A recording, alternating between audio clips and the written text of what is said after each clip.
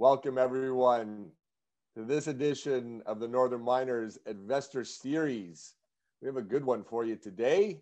Really happy you're all able to join us. I'm Anthony Vaccaro. I'm the group publisher of the Northern Miner Group, and I'm also managing director for Glacier's Resource Innovation Group.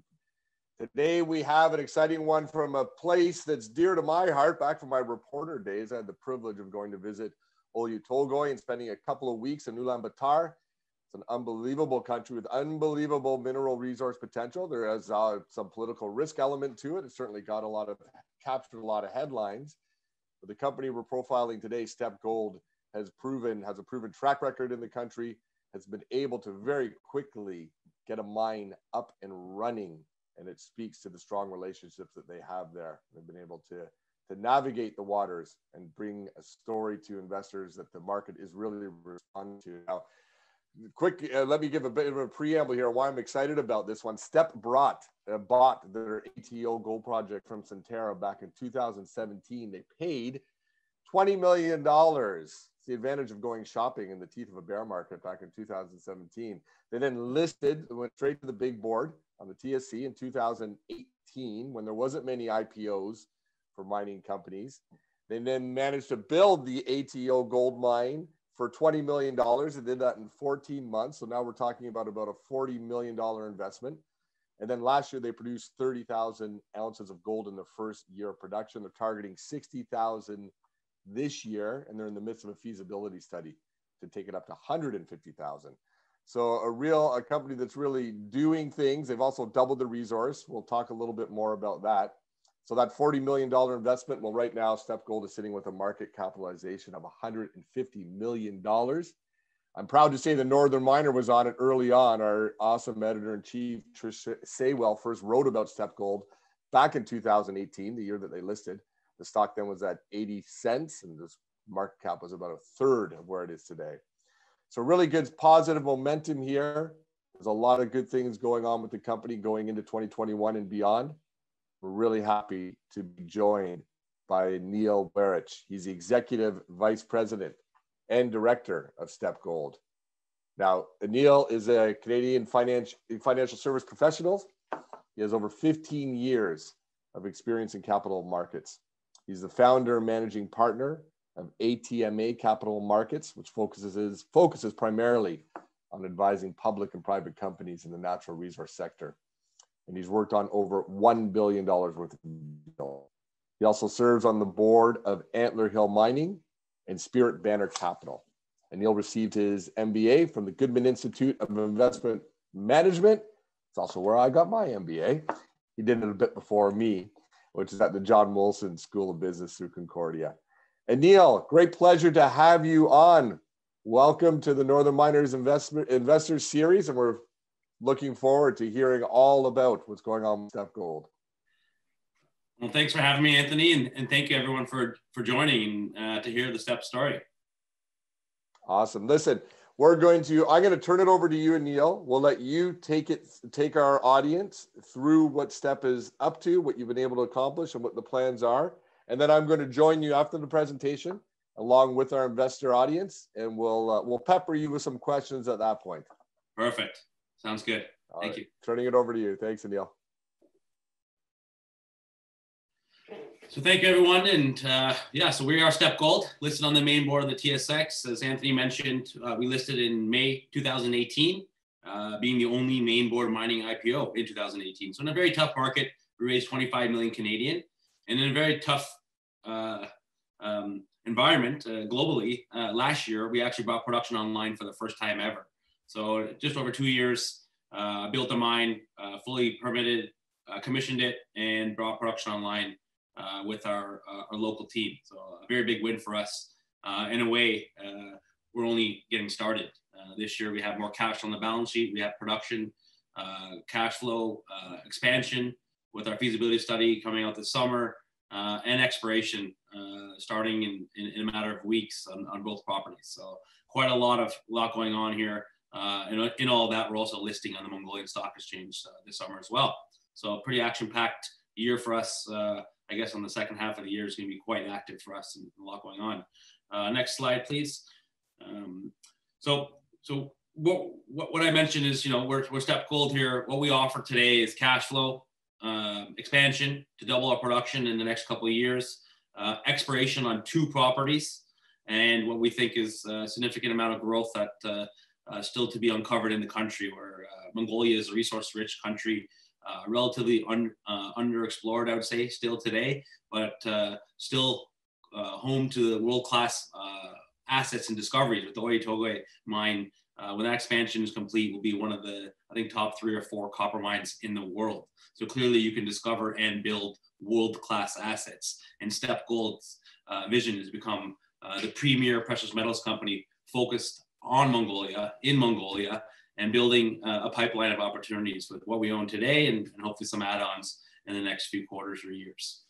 Next slide, please. So I'll quickly on our cap structure today. So we're just under 70 million shares outstanding. On a fully diluted basis, we'd be under 95 million shares outstanding, with another 44 million of cash that comes in from the warrants and options in the money.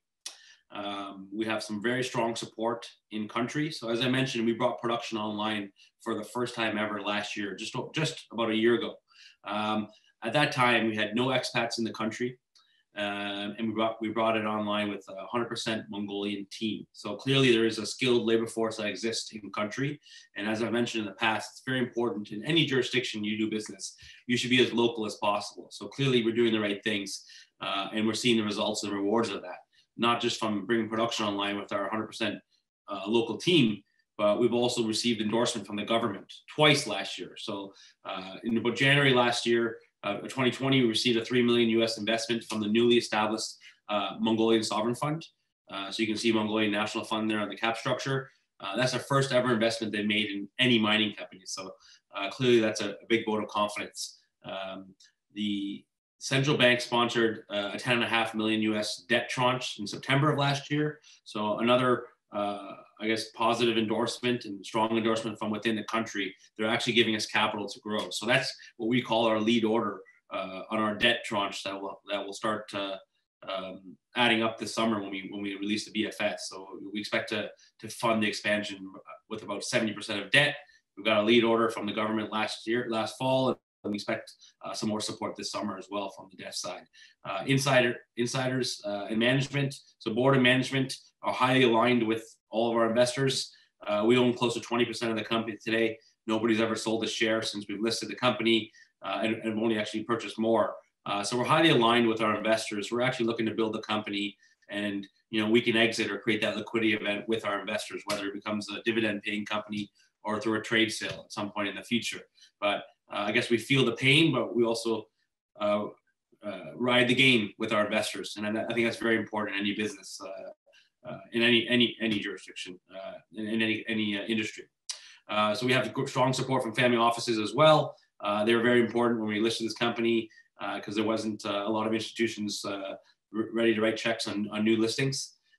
Eric Sprott came in last summer, and Fidelity International came in over the last 6 months and have increased their position after the resource update came out. So that's another strong institution, I guess, or 2 strong institutions in the last year that we've added to our roster. And Elliott Management and Triple Flag have been our backers since 2017 as a private company, very strong partners of ours. And we're very happy to have them as our partners since inception. Next slide, please. So I'll just, again, talking about the importance of having a local team. So today our CEO is Mongolian, half our board are Mongolian, and like I mentioned, 99% of our staff in country are Mongolian. And that's just the proper way to do business. Matt Wood and Bata Timur, who co-founded the company with myself, have been working together in Mongolia since 2009. Matt previously went to Mongolia looking for precious metals, but coal was hot. And in 2009, he started a coal company called KHUNDII Coal, listed that for 20 million in 2010, and 18 months later sold that for $500 million cash at the end of 2011. So there's a track record of success. But what we replicated from that success over a decade ago was there was, again, 300 employees upon that sale, and only 3, including Matt, were expats. So that also was a Mongolian company. And that's the proper way to do business, and we're clearly seeing the rewards. So no one really stops you from growing if you do things properly from the outset, and that's certainly what we've done. Patrick Michaels is on our board, who's our boots on the ground in Europe. They have a very strong following, him and his family, with a lot of retail, family office, and institutional support in Europe. So Patrick's been involved since 2017. Jeremy South is the former head of Deloitte's global mining practice. He actually opened up their office in Mongolia, I think a decade ago, has a lot of experience in Asia. And he joined us as originally as a board member and then became CFO once we moved towards listing. Next slide, please. So I think I've mentioned how important the people are. So we've created quite a few jobs in the last couple of years, and we expect this to double in the next couple of years as we move towards expansion. So in fact, we've converted a lot of unskilled labor force into skilled labor force in the last couple of years. So that's a big win for us to take people who've applied for jobs, started as day laborers or less skilled roles, have trained them and have promoted them from within, and that's a fantastic feeling to be able to create jobs. We've set up scholarship programs for the locals, meat and dairy co-op as well, and sponsored athletes. So this is the best reward of what we're creating and how we can change the future for a lot of people. Next slide, please. I think I've already talked about Mongolia. Why Mongolia? As we know, it's resource rich, home to world-class assets, and relatively undiscovered. So we consider ourselves first movers in terms of precious metals. We're the only guys that built the mine in the last couple of years in country, and building now our second in very short order. So we're certainly doing things properly, and we plan to grow quite significantly in the next 2 to 3 years. Next slide, please. I think I've already highlighted this, what we offer today: cash flow plus development plus exploration, which I'll get into a bit more in a few more slides. Next slide, please. So highlighting the milestones and where we started and kind of where we're going. We started in 2016 as a private company. 2017 acquired both of the assets that we own today. 2018 listed our company. 2019 was really our construction year, and we commissioned our mine in the summer of 2019. Got our final permit after wet water commissioning in the summer. We got it in December 2019. We received our final cyanide permit, the storage, usage, and transportation permit, which is the final permit you get after you build the mine. And in 2020, in March, we actually started leaching for the first time ever. Next slide, please. So where we're located in Mongolia, we have 2 assets today. So in the far east is the ATO project. So this is immediately south of Russia, and you have China to the east. So this is the project we purchased for 20 million US from Centerra Gold in 2017. Centerra had discovered this back in 2009 and 10. They spent about 30 million US on this project previously. Drilled 67,000 meters, 28,000 meters of trenching. So a great data set. And most importantly, they actually got it fully licensed and permitted for the heap leach that we just built, that's now in commercial production, but also what we call our phase 2 expansion, which is a CIL plant and flotation circuit. So we bought a fully permitted project, but took a staged approach, built a heap leach for lower CapEx, helps establish ourselves as a producer, a taxpayer, a royalty payer, an employer in country, and most importantly, generate cash flow to actually grow our business. And so while building that mine over the last couple of years and bringing it online, we actually, with limited capital, focused on infill and extensional drilling, and we've doubled our resource from 1.2 million ounces to 2.45 million ounces. And that resource is still open at depth. It's only been drilled down to 400 meters and still open along the trend. And this year is the first year we're actually going to explore this property. Now that we have a strong balance sheet and cash flow, we can actually step out. And so it's going to be a very exciting year for what we call real exploration, where we never had the resources in the last couple of years to focus on. So we do think the scale potential certainly exists for this property. Given where we are, the trend that goes into Russia, there are multiple 5 million plus, 10 million plus ounce deposits in production. So certainly the scale potential exists. What we found is it's better to build, and now we're bringing our phase 2 project online. We'll have a 10-year mine life, circa 10-year mine life. So that's a much larger and real project, and we can keep extending that. So there's no reason to wait until we get to 3 to 5 million ounces to build a mine. You can do it in a staged approach and keep extending, and that's and using your own cash flow to grow. So it's certainly something that I think de-risks the project and the way you go about. Our second project, which is very exciting, is an exploration license in the southwest of the country. So this is the KHUNDII project, the UK project for short. So this is a 14,400 hectare exploration license that has never been drilled. We are the first owners, and we jointly acquired that with the provincial government also in 2017. So set up a first of its kind joint venture to acquire this license. And we'll actually start drilling this later this month, we expect. There's currently a lockdown in Mongolia for COVID, so it's hard to move between provinces. We expect that to be lifted on May 22nd, and that's when all exploration can actually start on both properties. We can't do anything before then. We are allowed to operate and produce as we started in April. We started production in April, but you can't start new exploration until the lockdown is lifted. That's imminent. So very exciting project that's never been drilled, but been drilled all around. So another company who has had a lot of success called Erdene Resources. They've drilled all around this license to the north and south, adjoining our license, and they have over 1 million ounces. So very highly prospective license that we're actually going to drill for the first time. So that's quite exciting in a matter of weeks to get started down there as well. Next slide, please. So I'm just going to highlight really quickly a couple of these slides of what it looks like. This is in the winter. You can see on the right here, the leach pad. So cell number 1 and 2 are stacked. We've actually commenced stacking cell number 3, and then we'll go to cell 4 and 5. And that's those are the first levels. And then we'll go back to cell number 1 and start the second lift later this year as well, we expect. You can see the crushing circuit. The yellow building, which is also behind me, is the ADR building and plant. That's where we actually produce gold and silver bars on site. And you can just see the ponds in the back. So everything's relatively close, which is great. And you know, this footprint will look a lot different in about 18 months as we bring phase 2 online and we build a tailings facility, add a CIL plant and a flotation circuit. But everything here is built to spec, to over spec, meaning we can grow seamlessly without any major issues. So infrastructure is in place, the roads are there, water is there, power is there, camp is there. Next slide, please. You can see this is a resource here, but going back to the camp, we have a 200-person camp today that we'll grow. We're starting an expansion next month as well.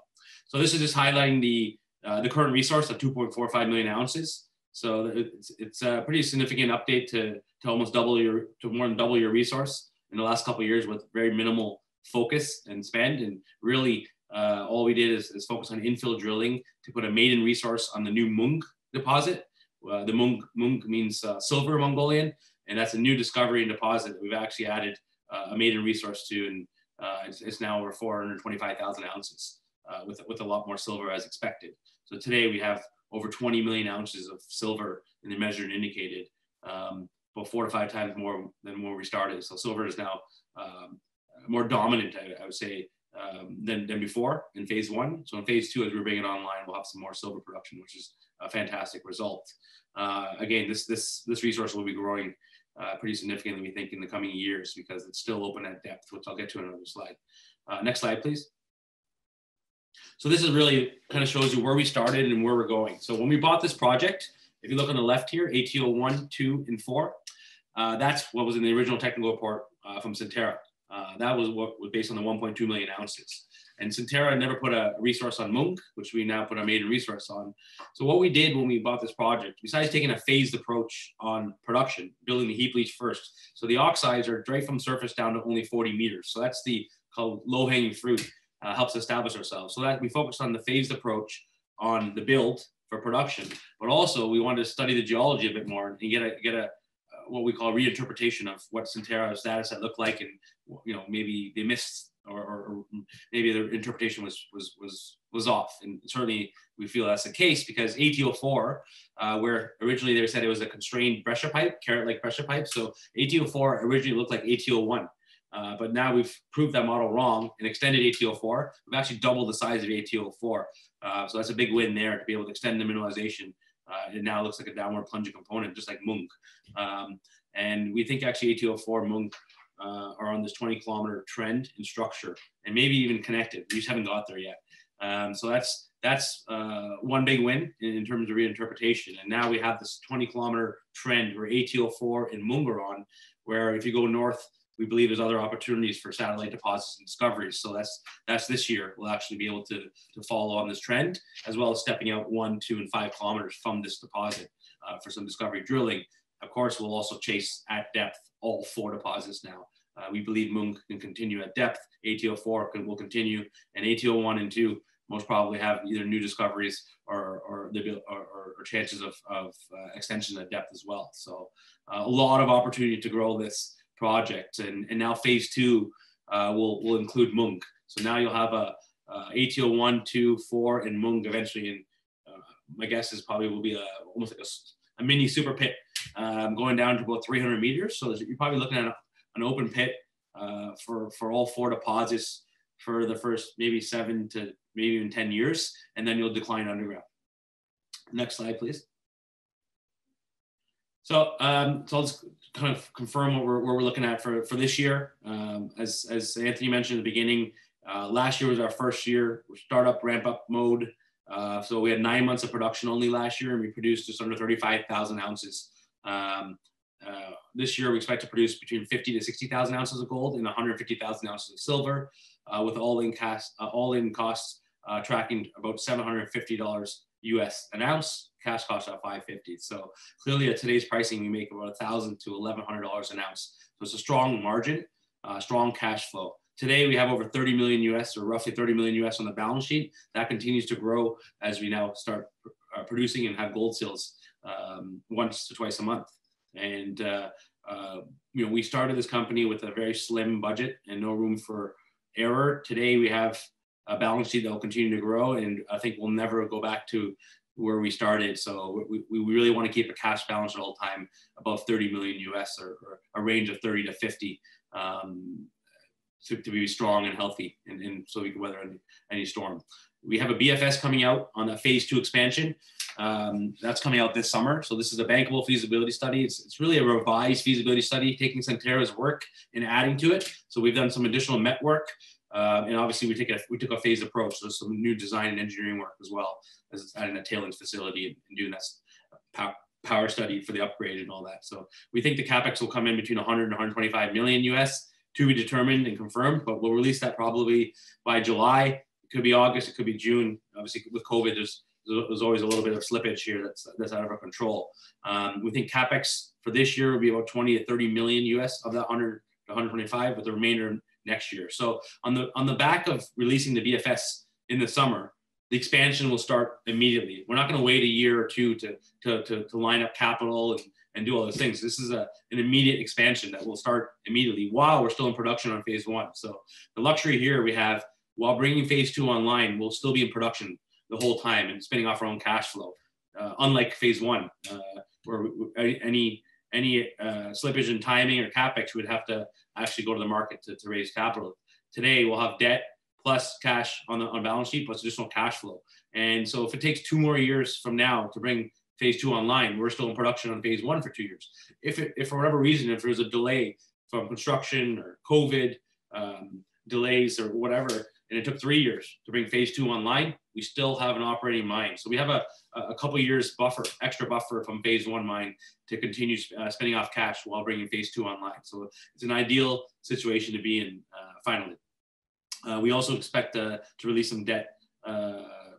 I guess not release debt, sorry. On the release of the bankable feasibility study, we expect to also announce maybe another tranche of debt. So we're not going to take all of our debt up front.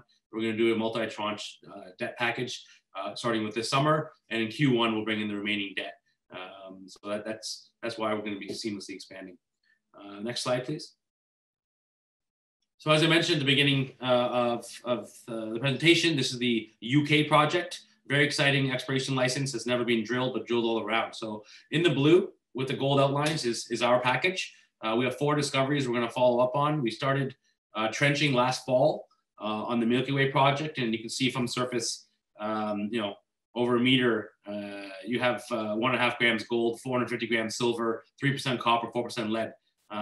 So it's quite encouraging results right from the surface, and this is now drill ready. We have a drill rig in the province, and of course we'll mobilize it on site once the lockdown is lifted in just a matter of weeks. So very exciting to finally drill this package for the first time ever. The white boxes to the north and south are the deposits held by Erdene Resources I mentioned. So they have over 1 million ounces between ALTAN and KHUNDII, and a new discovery called Dark Horse that's north of KHUNDII towards our package. So we're certainly in the right area. And given their success, the chances are quite good, given some of our early results, very encouraging and highly prospective license. And we think it could be another mine in the future. So very exciting to be able to have this exploration kind of sizzle within our pipeline in our company. This is something we're not getting any value for today in our share price. And I think on some results, it could be a game changer. Next slide, please. I think we're at the summary here. So, just reiterating where we started, we bought an asset for 20 million, built it for about 20 million, and in our first year generated much more than that in sales. We have a solid balance sheet that will continue to grow. Exploration on both of the properties in short order, BFS, and that expansion to remain. And finally, the MSC listing. The Mongolian Stock Exchange listing is underway as we speak. We expect to get final approvals later this month or in June. Once that's ready to go, we'll do a mini roadshow in country, and it's a fantastic listing to be able to have. I guess the domestic community. We already have strong support, but now it's a lot easier for them to be able to buy shares of a company that has assets in their own backyard. There is obviously strong demand, and it's very difficult for the locals to currently buy shares of Stepp. So now we're helping facilitate that. So with that, Anthony, I think I'll hand it over to you for Q&A. Well, fantastic job, Aneel. And that's not me just saying that. That's being reflected in the great questions that we're getting from our audience. So really nice engagement on that. Before I get to those questions, though, a few things kind of stirred in mind. So the Mongolian listing, I'm glad you drew attention to that. I agree. I think that's a really strong symbol to the country and to what you're doing there. But it triggered for me, you also recently were upgraded on OTCQX, best markets. So congratulations on that. Any words on that? What does that mean for the obviously greater liquidity in the American market? And any other points around that?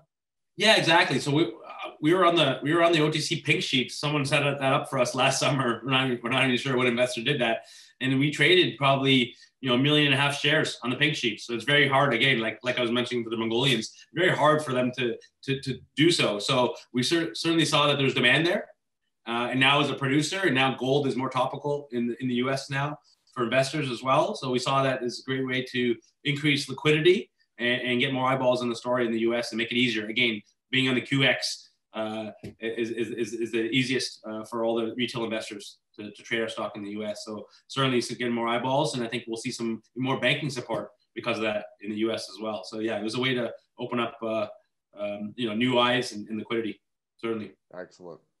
And just to clarify for the audience, the QX has higher standards in terms of financial disclosures than the pink sheets do, correct? Correct, exactly. Yep. We even had to go through a 6-week process or review, even though we're listed on the main board of TSX. So exactly.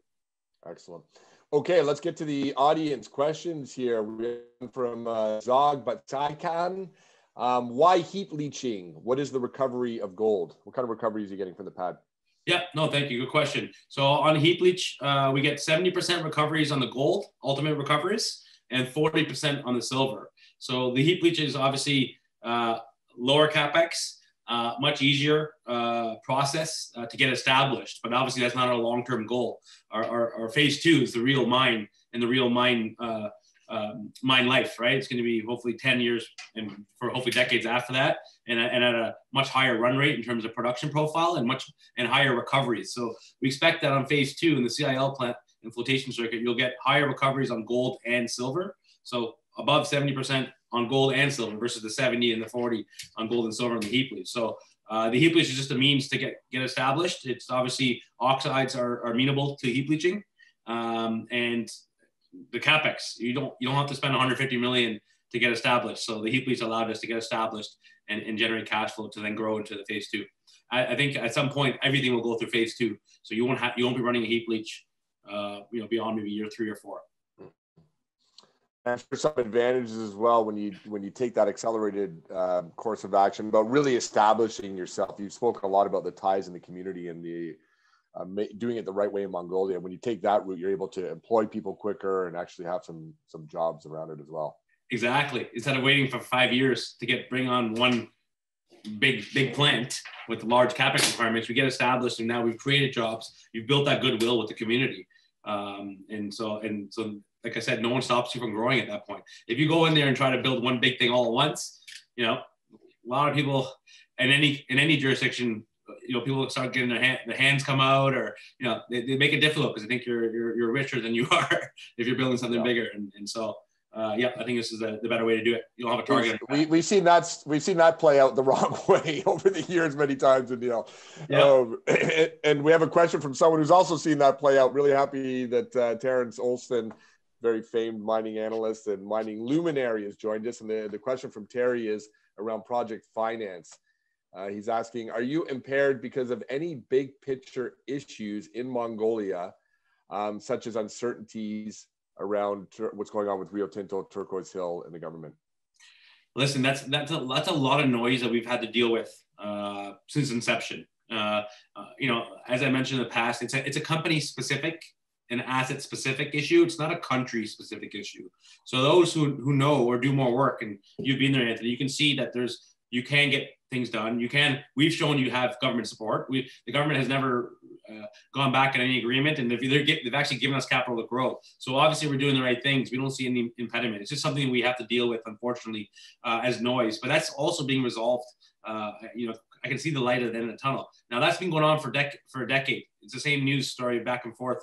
But yet they still built it. They still brought it online. They still invested $5 billion+ for phase one, and now another circa 5 for phase 2. So clearly it's still getting funded and it's still moving forward. So, you know, so we don't see it as an issue.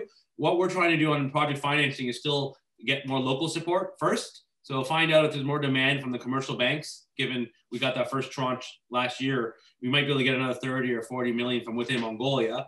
And then we have larger institutions, global institutions interested. So we're in advanced discussions on all fronts. So the demand's certainly there. I think we're helping change that perception globally, I think, even though we're smaller scale.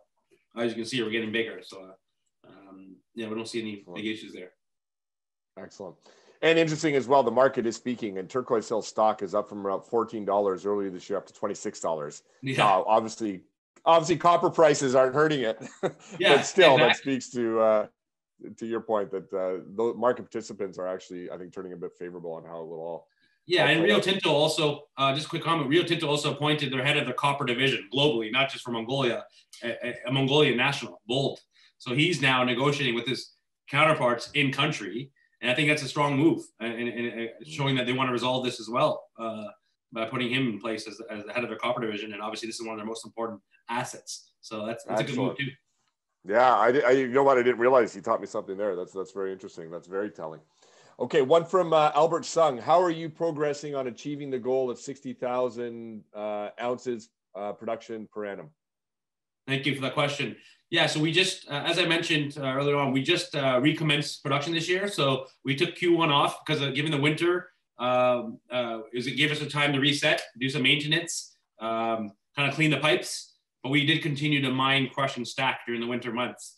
So now we have 500,000 tons on our ROM pad at about 2 grams sitting there. We have cell number 3 we've been stacking all winter now. So we actually have enough material sitting there today without even continuing mining, crushing, or stacking, which will continue to actually get the 50 to 60,000 ounces out this year. The question is, you know, can we hit it? And we aim to, but you know, we can't control COVID. So if there are any procurement delays or issues, that's something that may affect us. So certainly today, based on starting in early April, recommencing production, we think we can hit 50 to 60,000 ounces. What's really the swing is vote here, I guess, or control is the summer months. In the summer months, you can really crank out the ounces. So we'll really know if we can hit that by end of summer. Okay. Thank you. Another detailed one here from Nigel. On the summary slide, you note it's regard to the all-in sustaining cost. It says on your summary slide, you note AI all-in sustaining costs of $842 per ounce is sold. My notes, I had $750, but anyway, I'm sure you'll. That was for last year. Right, 842 was for last year for the whole 9 months. Okay. Yeah, got it. and that's why this year we think we can get 750 because we have more months to work with. We've kind of worked out some kinks. Okay. Right, so you're gonna have more ounces and similar costs that all come down. Drives it down your per ounce. He goes on to ask, does that mean all costs are allocated to gold? So effectively silver and other production is all to the bottom line, i.e. bonus income, or is silver and other revenue deducted from the cost used to determine all-in sustaining costs at 842? So silver wasn't, silver is a byproduct, so it does lower our costs, all-in costs. We didn't produce a lot or sell a lot of silver last year. So it's actually also sitting in inventory. So this year, we're actually going to monetize the silver we're sitting on inventory and produce more, 150,000 ounces of silver. So that will drive our all-in costs down, if that makes sense. Okay. Yep. So you'll participating in more silver sales going forward, which will further drive down AISC. Yeah, so AISC will be driven down by the silver being a byproduct, correct. Great. Another one here, let me just go up a little bit. Can you provide anticipated ounce numbers, so production numbers, looking out a little bit further from 2022 to 2025? Can you give us even just kind of broad where that's looking? Yeah, so I would say 2022 is going to be the same, 50 to 60,000 ounces. You know, one thing that might change positively, drive this higher, is the fact that we've already procured the crusher for phase 2. That's plans to be installed this summer. So that means we have 3 times more capacity to crush, and we can then actually stack 24/7. So we actually increase our stacking rate, which then could increase the amount of ore we can process, which will then obviously relate to more ounces. Now, we're not going to add that to our forecast numbers. That'll be a win if we can achieve that. But for now, we're sticking to the 50, 60,000 ounces for 2021, 2022. 2023 is the year we expect to bring the phase 2 online. So that's where we're going to see the 150,000 ounces on the gold equivalent basis. But I would say 2023 is more like 125,000 ounces. 2024 is where you hit the 150,000 ounces on a gold equivalent basis. That's gold, silver, lead, and zinc cons as well, right? And then we have a follow-up on that. So once you're into that by 2024 and you're peaking your production there, how does that affect your dollars per ton numbers for mining and processing? Yeah, they will increase a little bit, right? It's a much bigger operation, as you can imagine. So we don't know. I don't have the final numbers yet. That's part of the BFS that's going to come out in just a matter of a month or two here now, or I guess not too far away. So we'll know the final numbers. I don't even have them myself, but I can tell you they will increase a little bit. But we do expect on a production cost basis to not be too dissimilar to the 750 all in that we're getting now. So we expect maybe it'll drive $100 more, or you can use $900 hopefully. So somewhere around 900 we think is the all-in cost number that's going to happen for phase 2, which means it's still profitable, but on 150,000 ounces now. Yeah, no, those are impressive. That's impressive margin protection, no question about it. I mean, that's one of the things that jumps out about this story is the margins that you're having and the fact that you're in that lower quartile for cost for sure. So the BFS, obviously a big catalyst for this year. The market will be eagerly, you just mentioned that'll be in a couple months. Any other key catalysts that investors can be on the lookout for the remainder of this year? Yeah, so besides the BFS, obviously I would say the debt package that we announced to show that we're funded to start the real construction. So starting the construction on phase 2 this summer. Exploration is going to be a big driver this year. We're gonna have about 10,000 meters minimum per project. So that's a 20,000 meters drill program corporately on both projects. On the back of success, hopefully sooner than later, we can actually mobilize more drill rigs and increase that to 20,000 meters per project. So, so you have a 20,000 meters to 40,000 meter drill program this year. That's a lot of news flow and hopefully excitement and success on drilling. So, we offer all that, upside and excitement that any Explorco does, but we also have our own cash flow, which means we're self-funded. On the back of success, we don't have to go back to the market to raise money to drill holes. So that's exploration on both properties is going to be a significant, I think, milestone or catalyst as we continue to release results from the summer onwards, right to the end of the year. The Mongolian listing is a big catalyst for us, we think, in June, July timeframe.